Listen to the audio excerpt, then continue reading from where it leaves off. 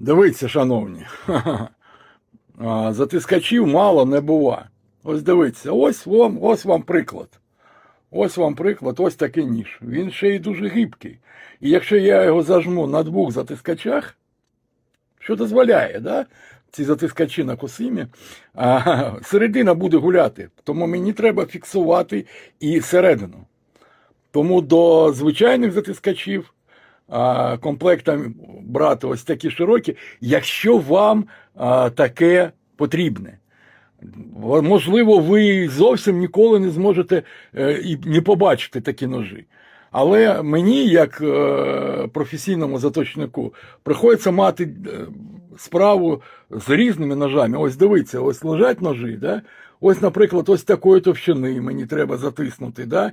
Ось такий під рекурву і так далі. Тобто, такі от справи.